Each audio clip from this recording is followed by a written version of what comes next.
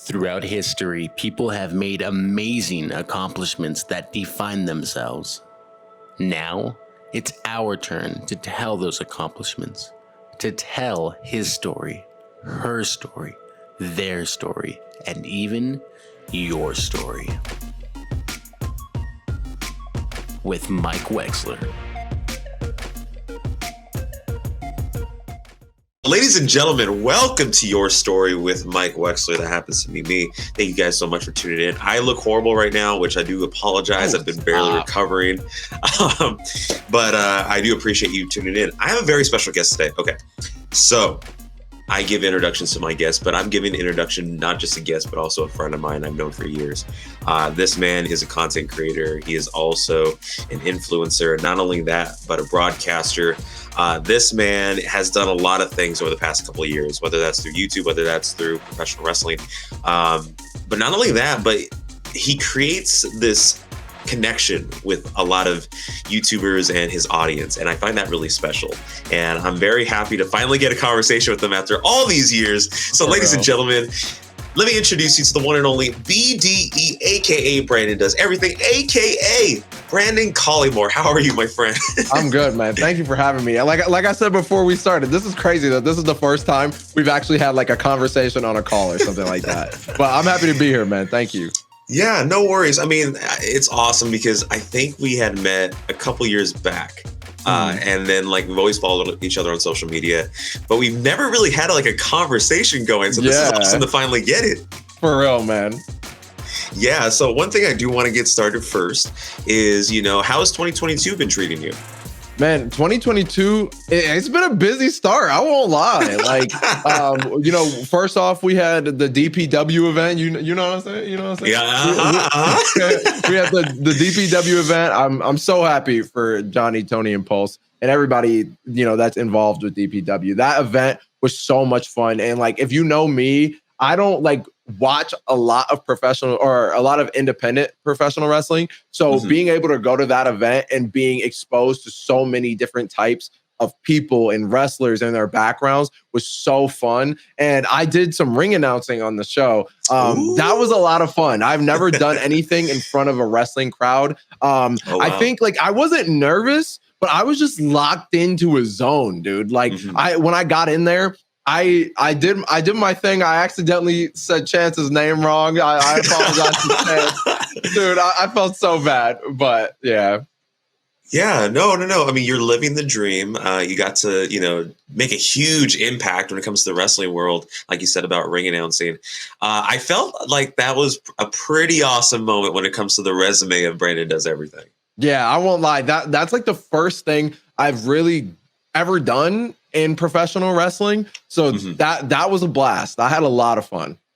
Yeah. And what's funny is that the fact that all these wrestling YouTubers are making a huge impact within the wrestling world now. You look at Chris Denker, aka Chris Danger with DPW. You look at Pulse. You look at Tony the Pizza Guy. And then you look at all these names, Tubby Emo being another name. It feels like DPW is really opening the door for a lot of these content creators now. They really are. And like, I appreciate that platform that they were able to give us. Cause all of us have been friends for years. Like I finally met all of them back in 2017 when I got invited to my first WWE 2K event. And it was just like, we all just clicked immediately. Those are my boys. So when they reached out, and asked if I wanted to be on the show, I was like, hell yes. I was actually invited to the first event. The first event was on December 11th, but the next day was my girlfriend's birthday. And I was like, I don't know if I can go to that one. So I told them the absolute next show, I'm coming.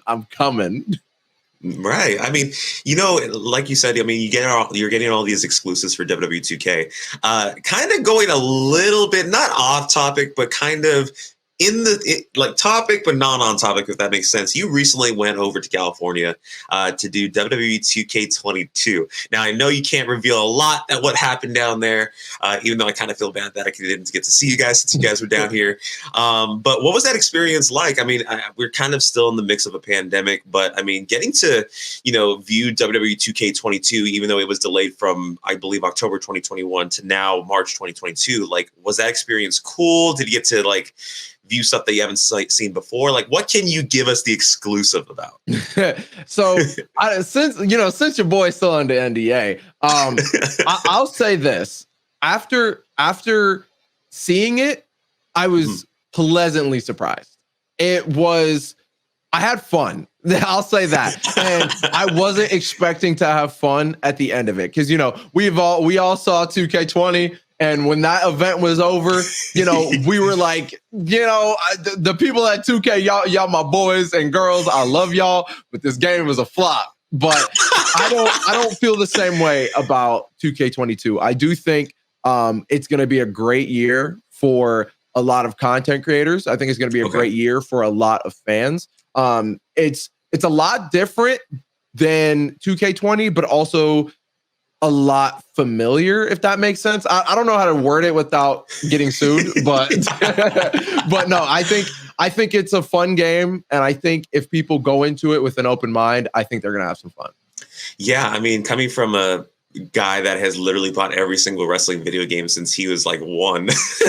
like you see trends. I mean, like, of course, in the beginning you had Here Comes the Pain, and then you had SmackDown versus Raw in the original series, and then you had, of course, WWE 12 and 13, which were not really 2K affiliated yet, and then you had 2K14, which of course is goated, and then you had those 2Ks going forward. But like, I feel like that when it comes to 2K22, from the previews we have seen and from all the word that we've had thus far, by the time of this recording, of course, maybe there's going to be plenty more when this is coming out. But when is this coming out? We don't know. Okay. But hey, when this comes out, hopefully, like I said, by the time of this recording, it comes out by February. Hopefully we got a lot more news, a lot more information coming up. But going back to what I was saying, I feel like that when it comes to 2K, I feel like that we've been lacking in a little bit because, of course, we had 2K14, which was like the best 2K thus far. And then we also had, 2K15 was a little bit of disappointment. 2K16 was okay. 2K17 was really good. 2K18 was not that bad. It was okay for the playable. time. It was a fun year for me for 2K18. 2K19, if I remember correctly, had a lot of glitch problems at first, but ended up putting a pretty overall game better than 2K20. Yeah. So, 2K19 is probably I'd say 2K14 and then 2K19. And it depends on if you mod it. If you mod 2K19, that's my favorite 2K or my favorite WWE 2K game yet. Yeah. I mean, it feels like now, I think a lot of wrestling fans, especially a lot of wrestling video game fans, are now like, okay, we've seen the past. We understand that we've seen what the mechanisms and what people expect from the past. And now we know what to expect or hoping to expect for the future, given to what we've seen, with the trailers and all that. So, yeah, I think, like I said, if people can kind of go in with an open mind, I know 2K20 burned a lot of people, and me included. I'll keep it a buck. I don't know how I'm still rocking with the game after all these years. I'm pushing with it with content, but after getting my hands on 2K22, I'm ready to throw 2K20 in the trash. that is how much fun I had with the game, and I had a lot more positives than I had negatives after playing it, and I was very happy about that. Yeah, I mean, like I said, hopefully by the time this comes out, 2K22 is going to hit harder, hit different in a good way. But now, speaking away from video games, I do want to talk about the one thing that how we met, actually. So we were in a Instagram story tournament, if that makes sense, with the one and only, of course, VYBE member Malcolm, Muscle Man Malcolm. And it was the story to see who would face him for the YWO championship. Oh my God. I remember that. So it was funny because I remember I was campaigning for that so much because I was doing this whole thing where I wanted to face him. And then we were in a, like I said, an Instagram story thing where it was a poll. Whoever would get the highest poll would win. And that's how I was like, oh, wow, who's this? I've never met this guy before. And I thought it was pretty cool. And then I think at that point, it was 2018, I want to say. So that's how I've been following the content ever since. Dude, I completely forgot about that. You just unlocked something in my brain, dude. Because I was curious. I was like, we've known each other for a minute now, but I'm like, how did we meet? I just remember it was, like I said, the Instagram story poll. Yeah, ever since then, I've seen the content whenever it comes to your 2K content or whatever. It was the introduction to the vibes. We'll talk about that later in the interview. But yeah, I believe that was the origin a couple of years back. I think you're right. So one of the things I do want to get into as well is your content creation. Now, of course, for those who don't know, Brandon did do an interview with the one and only Chris Van Vliet a long time ago. So you guys can check that out with the link in the description below. But of course, I'm not going to ask the typical podcast question. I'm like, oh, when did you start doing content? When did you start doing this? Because I feel like everybody's asking that now, right? That's fair. So like the question I have then with that said is, looking from your beginnings to now, like, what can you look back on that you would tell your past self, be like, okay, don't do this when you're doing content creation, do this, or just don't change a thing?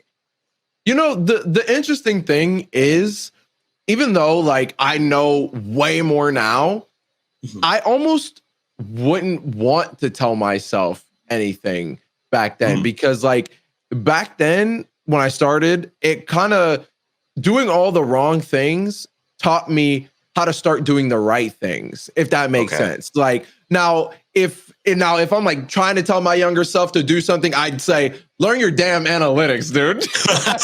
Learn the analytics. But in truth though, I don't think I would want to change anything, because everything that I did led me to this point. So if I would have changed anything, maybe I wouldn't have met some of my close friends that I've met now, or maybe I would be somewhere else and I like where I am now. So you know what I'm saying? Like it's interesting. That's an interesting question.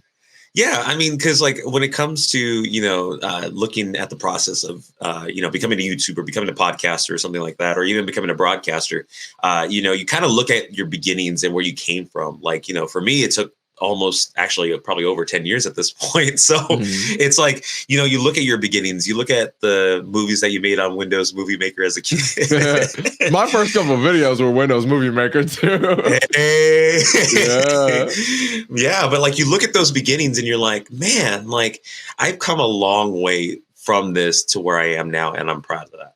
Yeah. Like, because I remember like my first video on like the BDE channel, I had like channels before, but the first video was like a Happy Wheels video. And I remember it like it was yesterday, dude. Like I was in my 2-bedroom apartment. I was living with my mom and my sister. My mom was knocked out on the couch. And for whatever reason, that was the moment I decided to start recording. So my mom let me use her laptop, and that laptop was busted, dude. Like if you watch that video, that game was lagging, dude. I didn't care. I wanted to start. So I was at my dinner table. I had the laptop, and I used the laptop mic, and I found like this screen recording website, and I just got started. I was quiet because my mom was sleeping, but I was like, whatever, I'm just gonna record. And then it all just started from there. Windows Movie Maker, and I said, this program kind of sucks. So I was like, okay, let me learn about Sony Vegas. And then I started getting into that. I mean, I haven't evolved past Sony Vegas. I have an editor now, so I really don't need to. But yeah, then I taught myself how to edit. Like I watched tutorials on YouTube. I watched everything on YouTube. Everything I know now is from YouTube, basically. Oh, yeah. I mean, I'm kind of under the same boat, too, because before I was just using simple, like, Windows Movie Maker. And then, of course, that would transition into something like maybe Final Cut or something, just those little progressions. Even though like before, I don't edit that much anymore. But when I used to, I remember how much of a struggle that was with Adobe Premiere Pro. Oh, yeah. I took an entire class on that and I still don't understand it. Dude, like so many people like recommend me to learn Premiere, but I think I would literally have to have someone next to me teaching it to me. It's so confusing. Yeah. I've tried to learn it so many times, but like Sony Vegas, for example, it has its issues. It crashes a lot, but it's so simple to use. Yeah. I mean, even throughout the editing process or the production process of a video, I mean, even throughout the struggles and so many crashes and so many like dang corrupt files and all that, I mean, you're still happy with the end product at the end, Right. Like I've had videos crash so much. One that comes to mind is I did a video with Stax Montana on WWE 2K20, and it was like a $150 Royal Rumble draft. And I was like, I really wanted to take my time with this edit. And like, I asked him to record his camera so that I can edit it in. And that way you could see both of our faces and reactions, and it would just be for a better video. Now, my computer that I have right here, it's older. It works, but it's older. So that thing was struggling a little bit with the two cameras, the gameplay, and our audios. It crashed so many times. It took me like 10 hours to edit that video, but it was so worth it, dude. Like that end product came out so good. I'm still happy with it. That video got over 1 million views. I don't have too many videos with 1 million views, so I was really happy that one did. Yeah, I mean, when you put out content that you love, I mean, I think that's no matter if it gets 1 like, 1 million likes, 1 view, 1 million views, as long as you're happy with it, I think people can feed off of that. I think people are like, man, this guy's enjoying what he really does. That's what makes them subscribe. That's what makes them, keep wanting for more. Right. And like, even though it's great getting like, 1 million views and stuff like that, I've had some videos flop that I'm super proud of. Like, I love those videos. I had a video I did with my boy Aaron that's in VYBE, and we both used one controller to play a match. So I had like the left side, he had the right side, and I thought that video idea was banging, and it flopped, dude. And I'm like, you know what? I don't care. I have fun, and this video is dope. Absolutely. And speaking about Simply Better AM, I do want to talk about, the next chapter from your beginnings of your content, doing solo videos to, meeting people like Simply Better AM, Phoenix Nitro, Malcolm, and Xthreeee. Now, I will go into VYBE. That's going to go in a little later. But what I do want to ask is that when you got to collaborate with all these fellow wrestling YouTubers and all these different people, was that kind of a challenge at first? Like, okay, I'm going to collaborate with someone, or was that kind of more like, oh, you know what? This is going to be dope. I'm ready for it. Like, let's see what this brings.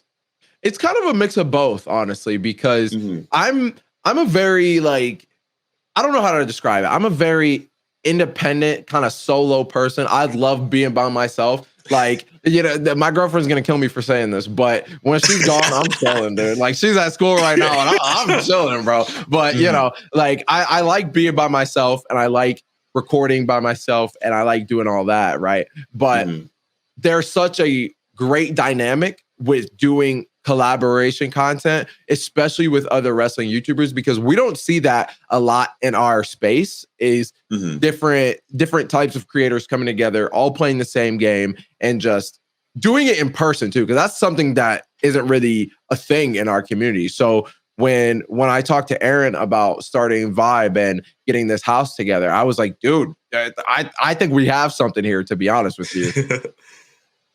Yeah, I mean, it's cool because like you mentioned before, it was something new. It's something like a brand new franchise. You know what I mean? Like it's something that's like special, and really kind of like saying like, okay, we've done this now by ourselves. Let's collaborate together. Let's make something even bigger than before.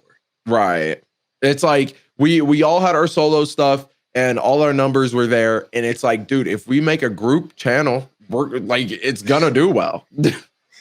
This man was like Thanos. He gathered all the stones, and all of a sudden he's just like, oh.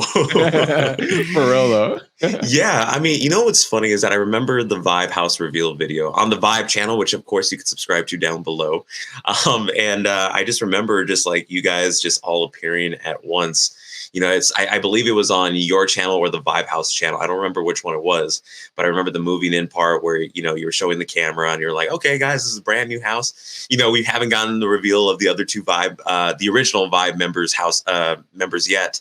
And then it was just like, oh, Phoenix Nitro. Oh, Simply Better AM. What? Yeah, dude, I think that video turned out really well. I love that one because I wanted it to be like a surprise. But it wasn't a big deal if people knew about it, but I did want it to be a little bit of a surprise. So when I'm just vlogging me moving out, and it starts off with my sister. I think it started out with my sister, and we were just talking or whatever. And then my mom got involved. And it was my mom, my aunt, and my aunt's best friend that drove me up to Ohio. Because I didn't know how to drive yet. So they drove me up to Ohio, and we got a nice little vlog together in the car and stuff. and then the vlog just ends with them, like with Dalt and Aaron being in. It's like, hey, what are you doing here? Yeah, that was a huge introduction to what is now known as VYBE. Now, speaking of VYBE, I know there are very legendary members when it comes to the VYBE House, when it comes to BDE, when it comes to Simply Better AM, when it comes to Phoenix Nitro, even, Xthreeee, Muscle Man Malcolm, and even the one that is not appearing on camera, but also an editor, and that's Abdullah. So I got to ask, like, when you were forming VYBE together, like, did you know already, like, hey, like, this is going to be VYBE? Was there like another name in the works? Like, what was the idea behind the name VYBE? So when VYBE initially started with, it was like my idea. I brought it to Aaron because I knew Aaron for maybe a year or some around that time. I didn't know him for too long, but I knew him for a little bit. I found him from his 2K18 My Career content. I'm like, oh, I like this stuff. So I was like, this creator is dope. So I was like, okay, would you want to? I was ready to move out. I was living in Albany, Georgia. Albany, Georgia sucks. People will hear me say it all the time. I hate Albany, Georgia. Like, I had some friends. Don't get me wrong. I love my peoples in Albany, but I did not like Albany, Georgia. I did not like living there. My internet went out all the time. We had hurricanes and all that. So I was ready to leave. So I asked Aaron. I was like, yo, would you be down to get a YouTube house? And he's like, yes, I'm 100% down. And then he asked Dalt.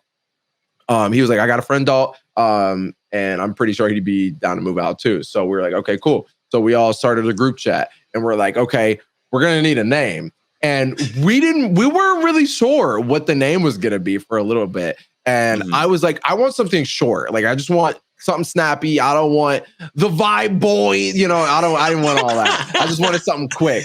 And I was struggling. So I'm looking around my room in Albany, and I have a collection of pop vinyls, right? So I'm looking around my room, and I'm like, And then I got inspired. My favorite show at the time was The Flash on the CW. I loved that show. And one of my favorite characters' name, his superhero name, is VYBE. But they spelled it with an I. So I'm like, well, I don't want to just take that. I got to switch it somehow.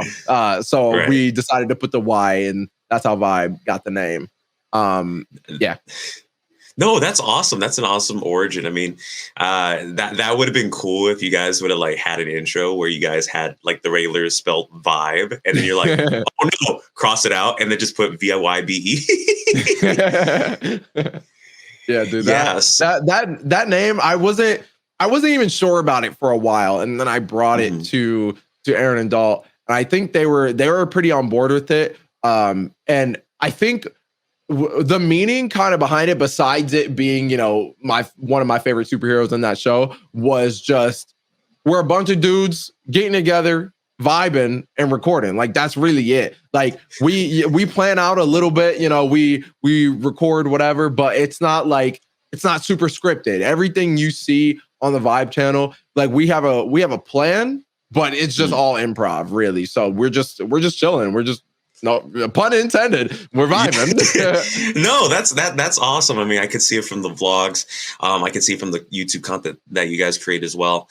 One of the things, there's actually two things from the VYBE channel I do want to talk about. One of the things was actually, technically it's not on the VYBE channel, but it was VYBE affiliated when it comes to Xthreee's cutting a promo on your X. One of the things I do want to talk about is that Xthreeee, for those who don't know, is a YouTuber, a part of VYBE as well. And he did a video a long time ago called Cut a Promo on Your X, which means that you would do either, I think it was tweets, I believe, or just DMs cutting a promo on your X, and you would be on part of the video. I participated that in 2019, and one BDE actually read my promo and couldn't stop laughing about it. Can you talk to us about, like, for those who are not curious, or not for curious, but like for those who are wondering, when you were reading that promo, and because I've heard X say that, like, man, you guys were reading over the card, you guys were laughing about it. What was your mind process when you first saw that promo? Dude, I'm gonna be honest. I was just like, what is this? But I was just like, I'm gonna have some fun with him, dude. No, because I remember you had read the promo without the glasses on because I believe you said you're nearsighted. So like, I just remember you guys were like laughing the entire time before you even read it. And then afterwards you were just dying laughing because I said that she was a Sable lookalike. Dude, yeah, that X, I won't lie, X has some of the best ideas in the entire WWE community. I don't care what anybody says. Like, I really think that X brought something special to VYBE when he was in the house. Like, obviously he's still in VYBE. You know, we got X, we got Malcolm, we got Abdullah, we got Big Red. Like, you know, we got Deontay. That's my boy. We got like all these people, and they all bring such great ideas. And I just love what we have, to be honest with you. Yeah, it's like it's a family vibe, if that makes sense. Like, it's truly like when you look at all the VYBE members in or out of the house, it's really a family. Yeah, it really is. Like, we all roast each other from time to time. We all give each other, advice and feedback on our YouTube channels and stuff like that. We have a group chat where we all just kind of discuss analytics and help each other grow. It's really dope. Yeah. And then speaking about stuff that's really dope, I want to talk about something that I think that it's kind of it's probably the typical podcast question, oh, when did you start this? But I'm going to say it in something that's more, maybe not as so typical. And that is, when it comes to your YouTube channel and when it comes to creating content and stuff like that, do you ever think that, like, looking from what you've done now to what you've done back then, like, do you still have that fire to keep on putting out that content, or is there some points in time where you're like, man, like, I don't feel like making out content sometimes? There's definitely points where I don't feel like it. Like, I think every content creator goes through it. I bet you've probably gone through it sometimes where you just don't feel like doing shit. But like, at the end of the day, the way I look at it is I might not feel like doing something that day, but I dropped out of college for this, so it don't matter. I got to keep pushing. Like, some days are better than others. Like, we've been rocking with WWE 2K20 for 2 years now, basically. So, there have been some burnout points, but at the end of the day, I'm like, I got to keep pushing. This is my full-time job. I got to treat it as such. So if you can kind of take it seriously and take time to yourself and just pace yourself, then I think you'll be all right. Oh yeah. I mean, I think we all saw for the pandemic that it really put a halt in everything, like in person and stuff like that. So I think a lot of people had to transition into, stuff like this online. Some people it was a struggle. Some people it was just like, you know what, I do this already, so might as well just do it full time. Right. Yeah, I think I became like full time back in like 2018, 2019, but like 2020 was like the year of like, okay, yeah, this is my full-time job now. Yeah, I mean, when you consider a full-time job as a passion and you don't really consider it a job, I mean, it's awesome. It's like so much of like, I'm doing what I love. And that's what I love about, full-time creators that are like, I do what I love and I'm killing it. Exactly. It's like you just said, I do what I love. Like, I would be playing these games in my spare time if I wasn't a content creator anyway. And like, so, and another reason why I don't quit is just, this is I'm blessed and fortunate to have this position. Cause like, people have jobs that they hate. And I'm like, this job, I cannot take it for granted. I cannot.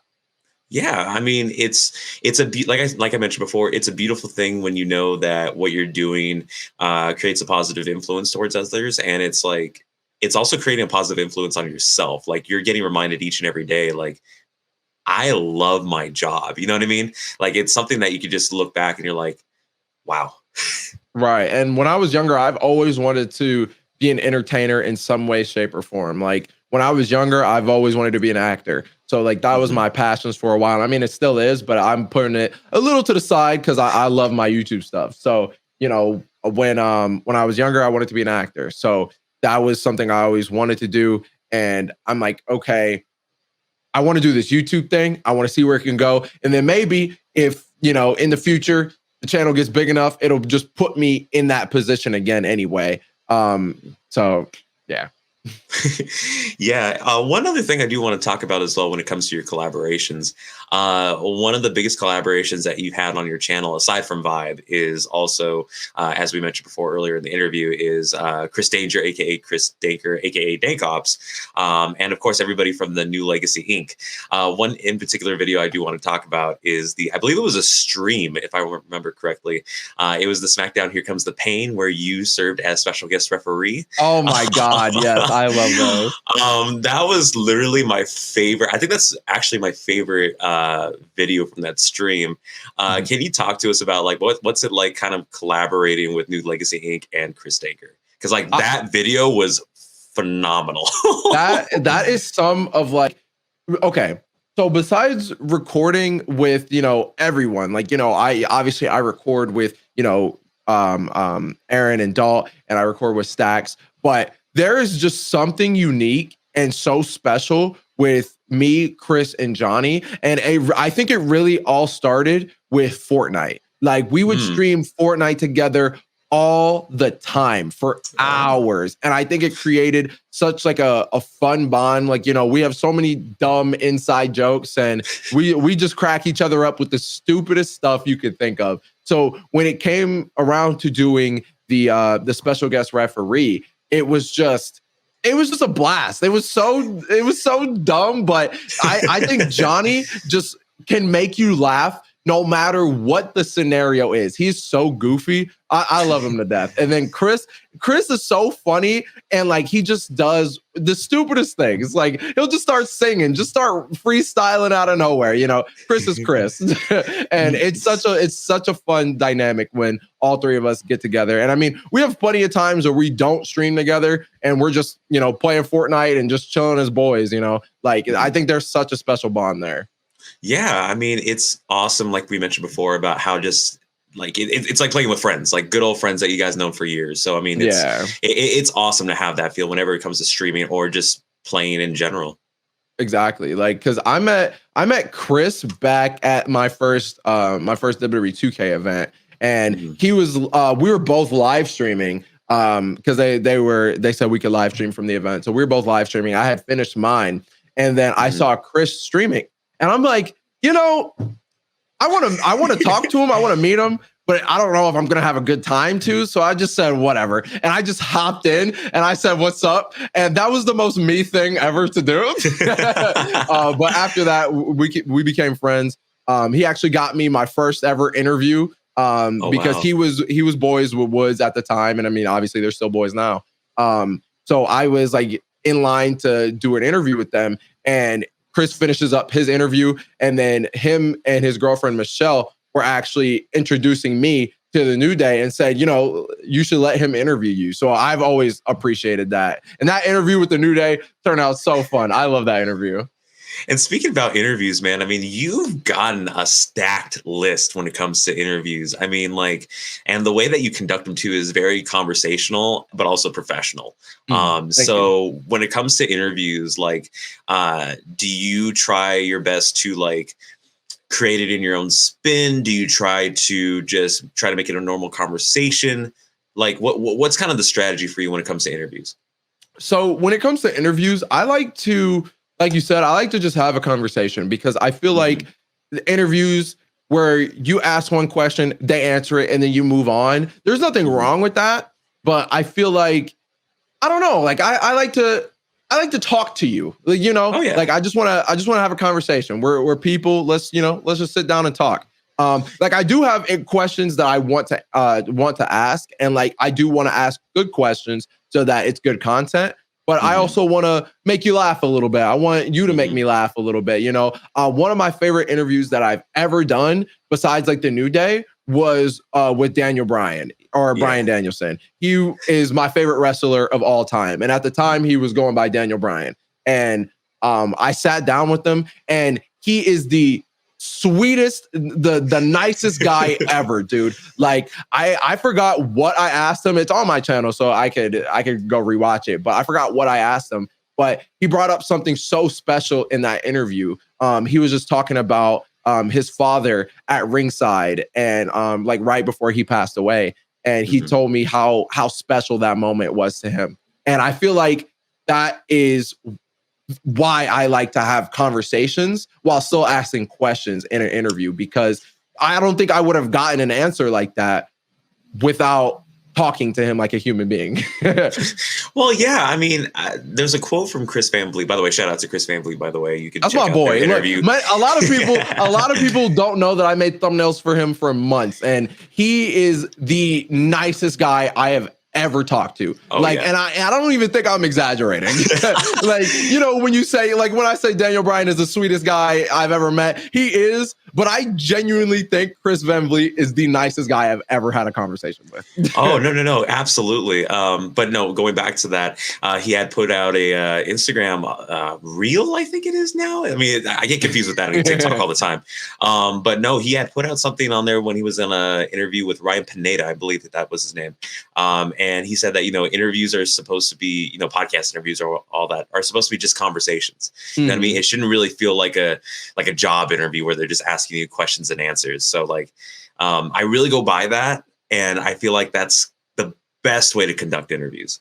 Yeah, I feel like that's something I learned after the New Day interview, because even though that interview was really fun and I think it went well, I felt very structured. Like if you watch the New Day interview and then you watch the Daniel Bryan interview, you could tell I had questions for Daniel too. But when Daniel, when I asked something about the New Day, I asked something like, what is the match that got you to like wrestling or something like that? And I don't really think that they remembered, because I mean, even though it's a good question, it's just kind of random. So when I did the interview with Daniel, I would ask one question that I wanted to start out with. And then if he said something that intrigued me, then instead of moving on to my next question, I would ask him about what he just said and ask him to go more in depth about it. And I feel like that's how you just get a natural interview. Oh, yeah. I mean, you could have bullet points and you could have like notes of all like the questions you're going to ask. But like, I feel like when it comes to just, you know, when you ask the question and, you know, you want to just keep going to the next question, I feel like that puts pressure on yourself, because, you know, you're trying your hardest to be like, I got to remember these. I gotta get the scoop. But like, I feel like that what gets the scoop a lot or gets more, you know, engagement is just the natural questions and answers, like how you mentioned about, you know, interviewing the New Day. Just a follow-up question, be like, oh, so, you know, what was Xavier Woods like? What was the, you know, Big E like, et cetera, rather than, all right, so how was it with VYBE? Like, you know what I mean? Like, I don't want to push it and make pressure on myself as the interviewer to the interviewee, putting pressure on him as well, or him or her or they. Yeah, it's so much better when you just flow and just, you know, pun intended, just vibe, just vibe with them, you know, just have a conversation. Yeah. And speaking about conversations, I do want to talk about, you know, the conversations that you've had, you know, whether that's through the engagement with your audience or, excuse me, barely recovering, or, you know, the engagement that you have with the YouTubers that you collaborate with, other companies that you've talked to, like DPW, like 2K. Do you feel like that now in 2022, is the biggest time right now to make those connections rather than in years past? What do you mean? What do you mean? Like, okay, so for example, like I feel like that when it came to 2020 and the pandemic, I mean, there was a lot of free time. That's why I feel like that, you know, making connections was really hard, because everybody was doing a podcast. Everybody was, you know what I mean, having that stacked. And then 2021 came, everything was kind of back in person. And, you know, the connections were still there, but not that much. But I feel like that now with 2022, we've already had that year to, like, you know, adjust, if that makes sense. Yeah. And to, like, you know, now's like, you have to be on it now. That's what I'm kind of asking, is that, like, is now the time to make those connections compared to years past?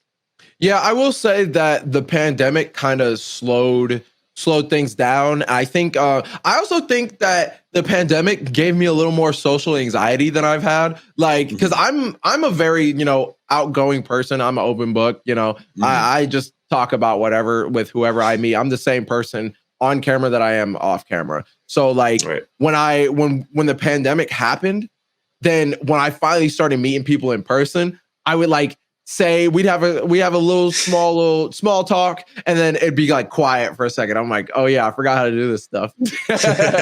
But yeah, I do think like now, since we've adjusted, it's like it's important to get more comfortable with, like, for example, being on camera with these kind of interviews instead of it being in person. You just have to adjust and adapt with the times, really. So it's yeah, I mean, that's really it. That's all I got to say about that. No. It's like I said, I think that now it's really the time to really just, get out of your comfort zone, to really, pursue the passions that you have. Right. And like, I think that since obviously the pandemic is still going on, you have to take safety precautions and stuff like that. Like when we went out with 2K this past weekend or whatever, we had to take COVID tests and stuff like that before we could do anything. So it's all about still doing what you want to do, still being passionate about what you're passionate about and pursuing your dreams, but you just got to be a little safer, Yeah, and you spoke on a really interesting topic that I do want you to go more emphasis on, and that's when you talk about your experience with 2K. Like, you went in recently to go check out the new game. Was it really like an out of this world experience? Like, how was it when the VYBE finally invaded California when it came to the 2K event? So when I first started, like I said, my first game with them was 2K18. But obviously the games come out the year prior. So my first event was in 2017. And that event, I wasn't old enough to go by myself. I was only 17, or I had just turned 18, but they still were like kind of iffy about it. So they were like, you should probably bring your mom. But I was cool with it. Me and my mom are cool. We besties, So I was like, bet I'm bringing my mom. Everybody got to meet my mom. And it was a lot of fun. And that was very special for me because growing up, my mom was a single parent since like I was like 6 or something like that. So my mom had to provide all the time. And every time she took us on a trip, like we couldn't do a lot, but she still made sure we had a lot of fun no matter what. But she was always spending her money. And obviously with these 2K trips, they cover all accommodations, like, food, travel, hotel, all that. So this was like the first time in a long time where my mom didn't have to pay for a single thing and she can just enjoy a vacation. And that was actually her first time going to NXT TakeOver and SummerSlam. So she had a blast. Like, I'll never forget her reactions to Asuka versus Ember Moon at TakeOver for the title. She was losing her mind, dude. That match was crazy. But that moment was really special to me. But after that, I was able to start going by myself and really start getting more connections with people. And I've always had a pretty good relationship with 2K. I've never really had troubles with anyone. Especially, 2K20, that was like the roughest year. And even then, I was like, I still respect the people at 2K. You guys, I've known you for years. You guys are my peoples. You guys are giving me this opportunity. But if the game ain't good, I'm gonna let you know. So like, our relationship has always been pretty solid. And that's how 2K NextMakers came around. I'm happy to be a part of that. It started off rocky at first, 2K NextMakers. A lot of people, had their own agendas and opinions. And 2K didn't really know what was the best way to communicate with us and give us early info and access to stuff. But slowly over time, we just gave our constructive criticism with them and said, hey, I think it would be better if you did this. 2K gave us constructive criticism and said, please just, be patient, work with us and all this. And now the program is solid, in my opinion. Like, I've had a blast. They gave us some cool opportunities. And that's how this opportunity with VYBE came up, where we got to go and test the game and stuff like that. And that was so much fun. And the developers really trusted us and they let us play it and give our honest feedback. And we had, like I said earlier, we had a lot more positives than negatives. So when we gave them something that we didn't like, they took it with open ears and and they listened and they either explained to us why something couldn't happen, or they explained to us, oh, we can actually fix that. Thank you for telling us. So that relationship, I've always loved it. You know, I've seen people call me 2K hype boy all you want, whatever. Dude, I don't care. They are good people. 2K20 was a bust, and yes, sometimes they can slack a little bit, but at the end of the day, they are people, and they are good people, and they do want to make a good game. And I do think 2K22 is a fun game. Oh yeah, I mean, I'm excited for when that comes out. Speaking about 2K22, I like, of course, being a follower and a fan for so many years, was absolutely just so proud when I saw the VYBE on the 2K WWE 2K channel on YouTube. That was just like, no way, I know these guys. like, are you serious? Like, my boys made it. So like, that was just awesome to see, just from an outsider's perspective. And I feel like that was one of those moments where it was like, man, like I see my friends going up in the world. Like, I see it. Dude, yeah, that moment is so special to me that I will never forget that opportunity, because I've always wanted to be on the WWE 2K channel. And that's something that I don't think would have happened so quick if it wasn't for the 2K NextMakers program. Like, some people have seen opportunities come quicker than others. And like, they really express being patient. They want to give opportunities to everyone. And when the time is right, they will. And you gotta, if you're in NextMakers, you kind of gotta, you can't just wait for the opportunity to come around. If you have an idea, tell them, because you might get 50 no's, but that one yes will be dope.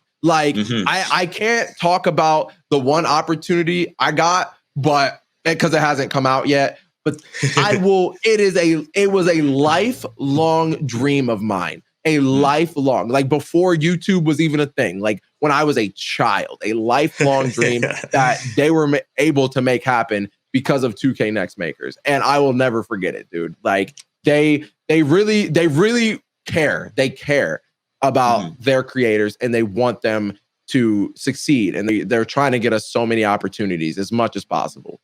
Yeah, I mean, it's awesome when you have that feedback and you're like you mentioned, if you get that one yes makes a difference. I mean, yeah, that I don't know how many times I've gone by that saying. Yeah, dude, because like we pitch a lot of things, and we've pitched some cool ideas, and it will be like, maybe not right now, but let's cycle back in a year and see what happens, kind of thing. And then I'll pitch something else. And then let's cycle back in a year, see what happens. And then we'll pitch something as a group that we think could be really cool and actually beneficial for marketing or anything like that. And they're like, wait, actually that could fit in this year's plan. Let's see what we can do. Let's talk to some higher ups and see what can happen. And then we'll 2 weeks later come back. We're good to go. I'm like, oh snap! All right. No, it's awesome, and like I said, as somebody that has seen your product and somebody that has been a fan for years, I just want to say that we're all, speaking not just for myself, but a lot of the people that are watching as well. I just want to say that I'm proud and that you're killing it. Thank you, man. Like you gotta Look, I wanted to tell you this earlier. I'm proud of you too, dude. Because I remember when we first met, like. Where you were at the time and where you're at now is insane, dude. No, I do appreciate it, because like it's crazy to think that like 2018 was so long ago, and then like now looking back at it, it was like 4 or 5 years ago now. Dude, it feels like yesterday in a way. Yeah, I mean, like people like think about this. 2016 was 6 years ago. Dude, what? Like what? No. Like I graduated from high school like Same. 5 years ago. Like what? Yeah, I graduated in 2016, and dude, I can't. Dude, that's insane. No, oh man, like I can't even, like, I remember like Vine was a thing when I was in high school. Like that's how long ago it was. And dude, I was looking back, like sometimes I look back at like old footage and just kind of reminisce, and I remember recording that kind of thing. And then I was looking at my phone from like back in 2016, and I don't remember which version of the iPhone it was, but I'm like, dude, the iPhones have changed so much since then. So much has changed since 2016. And like, even though it was a while ago, it wasn't that long ago either.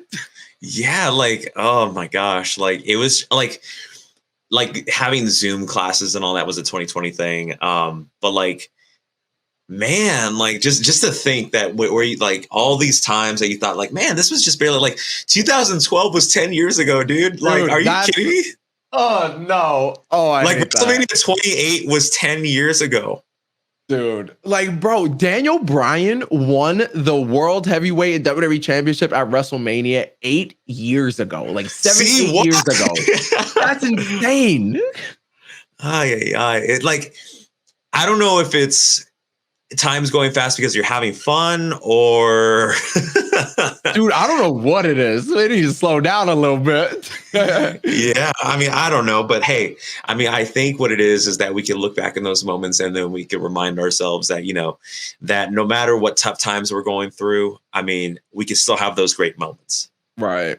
And like you may have had like, you know, a rough year or so, but when you look back at that rough year, you don't try and remember the times you had. You remember the good times. And like that, and that's something that keeps me going. It's like, yeah, 2015 for me was a rough year.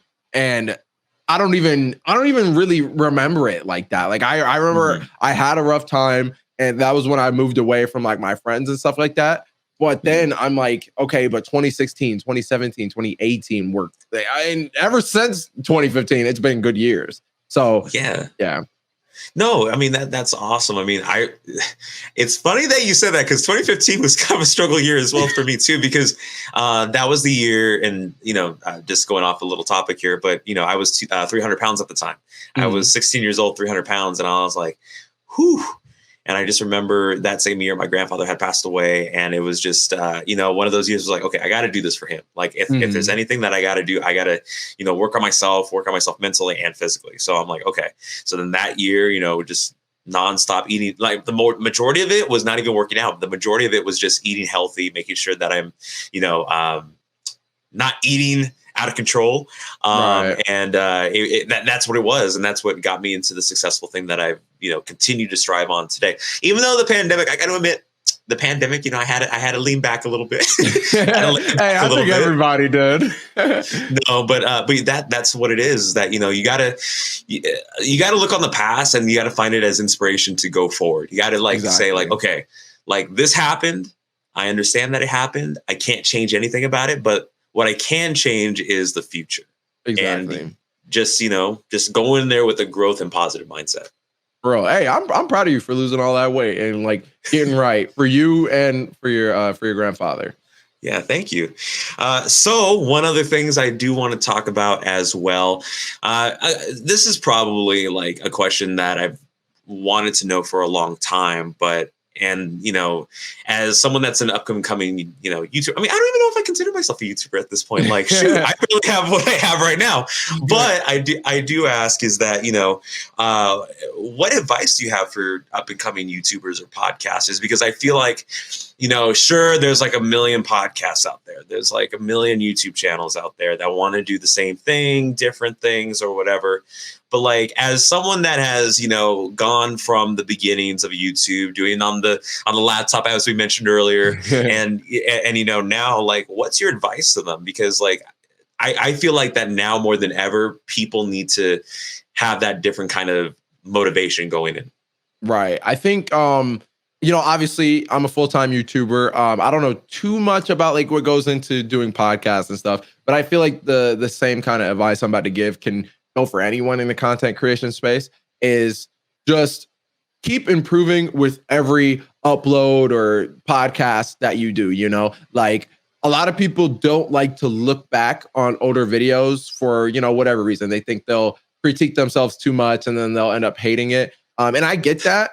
But I also feel like if you don't watch your old stuff, then you're not really understanding what you need to improve on. Like if I watch a video from 2017, I like, yeah, it's a little rough to watch, but I know not what and what not to do anymore.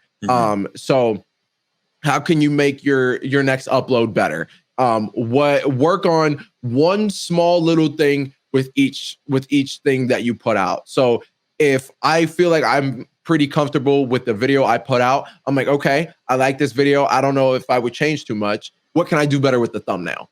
Or what can I do better to improve my watch time? What can I do better to get more engagement on the video? So just work on one small little thing at a time. And sometimes you might fail a little bit from time to time. Like, you know, that thumbnail didn't hit that right. Okay, what do I learn from that? Move on to the next one. And I guess you could do the same with podcasts as well. It's like, okay, maybe this segment didn't really hit as well, or maybe it didn't resonate with people. What can I do to really make it resonate? And what can I do to improve? Like I said, I can keep going on, but just improve with each thing you put out. Yeah, I mean, I feel like that's beautiful advice. So thank you for that. You know, it's really something to think about as well. I mean, like, I go by the saying of we learn every day. Like, no matter how much you know about something, you're still learning every single day. Like, oh, I forgot about this. Like, oh, I wish I could have asked this question. Like, maybe I should have not asked the question about the whole SmackDown Here Comes the Pain video. But you know what? Like, you know, little things, you know what I mean? We're learning every day. Right. And it's just, you have to be patient, especially with social media. If you're in this game, you got to be patient. It's not going to come overnight. Some people have seen overnight success, and I mean, they get lucky, but they either learn real quick that they either have talent, or they learn real quick it might have just been luck. So it's really about patience. You need to learn whatever you're doing. Like, if you think you know it, you don't. Like, there's always something else that you can learn. Like, and I think that's another reason why this group chat I have with other content creators, and when we all talk about analytics, it's like, okay, I like this thumbnail. What do you guys think about it? Because even though I like it, maybe there's something I could have done better. And they always give like helpful, like, you know, thumbnail advice. Or maybe I shouldn't have done a 30-second intro. Maybe I should cut it down to 10 seconds. Right. Yeah. I mean, of course, you know, it's always great to have that feedback as well. But speaking about feedback, like, kudos to you for having like legendary thumbnails too. Like, thank you. Can you like seriously, you've done thumbnails for Chris Van Vliet, and of course for the VYBE, and for your own channel. Like, where does the skill come from, dude? Like, dang. I still have a lot to learn. Like, you know, I've made some thumbnails where I couldn't think of anything else, so this is what I got, and I'm just, you know, you got to do what you got to do. But then I've had some thumbnails I'm really proud of. I think it all started with learning YouTube back in 2014. I think I started my channel back in 2014. I was like, I would just like upload something, and the thumbnail wouldn't be good. And then like I would watch tutorials on what got views, and people always said titles and thumbnails. I'm like, okay, how can I improve my thumbnails? I would watch tutorials on the basics of Photoshop. And then once I knew the basics of Photoshop, like the back of my hand, then I would look up a more advanced technique and be like, okay, how can I make my face on the thumbnail look a little more brighter with a little more color and a little more smooth, you know? So it's all about just taking it step by step. Thumbnails are my favorite part of the process, though. I love it. I know it sounds strange because like the content should be the favorite part, and sometimes it is. But at the end of the day, when I'm done, I'll think of an idea, and then the next thing I do is the thumbnail. And if I can't get a good thumbnail, I'm not gonna make the video, because then I'm just wasting my time. Clickbait, man. Clickbait. Yeah. I mean, it's all about clickbait. And like some people see like clickbait as a bad thing, but I think like there's like a weird line where clickbait falls, you know? Like clickbait I see clickbait as like, I played WWE 2K22 early, and then it's just me playing WWE 2K19. And, you know, I'm just messing around. But then there's like good clickbait where it's like, I played WWE 2K22, ... And my face might look a certain way, but when you actually click on the video, I did play it, you know, but it's, I got to get your intrigue a little bit, you know, I got to make you think. Yeah. Like just all of a sudden you just see BDE like, I played WWE 2K22 early. For real. No, hey man, you have legendary thumbnails, and it's awesome to see it, man. So thank you.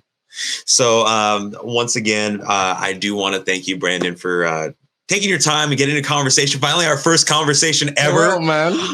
No, I do want to thank you for taking your time. But before we get to the last question, guys, if you haven't already, follow BDE on all social medias. I believe it's at BC Collymore, I believe, on Instagram. Yep, at B Collymore on Instagram. On Twitter, it's at it's Brandon DE. YouTube is BDE. TikTok is the same as my Instagram. That's all I got. Oh no, yeah. You got to make those plugs, man. Got to make the plug. Yeah. So my final question is, after this incredible conversation, what has see, this is a question that I don't ask a lot of my guests, but it's kind of one of those things where it's kind of just from an outside perspective as well. And that's just, how do you feel now that, 2022 is still coming upon us? Are there huge plans for BDE coming that we don't know yet? Do we see BDE going to AEW? I got some big plans in the work. I'm with the Long Haul Management. They help me get brand deals, and they have connections to film industries and stuff like that. So I'm trying to dip my toe into that a little bit. I got some cool plans. I won't cap. Well, like I said, we're proud of you, man. We're happy to see you succeed. And we can't wait for what the next chapter holds, man. I mean, think about that. BDE starting from all the way back then to all the way now. I mean, hey, man, we're excited for you, man. Thank you, man. And thank you for having me. I had a blast just chatting up with you, man. Well, thank you guys so much for tuning into this episode of Your Story. If you haven't already, make sure you guys subscribe to the YouTube channel at Mike Wexler. I mean, if you're watching the video, you can obviously just click that button below. But I mean, if you're listening on Spotify or Apple Podcasts or wherever you can find your podcast, you can subscribe to that as well, or just go to YouTube at Mike Wexler. But once again, follow BDE on all his social medias. The link will be down in the description below. If you haven't caught what he just said right now, and you also follow the Vibe House and everybody over there. But not only that, I guess I don't know how to do an outro, but stay safe out there. And thank you guys for tuning into Your Story, and we'll see you guys in the next episode.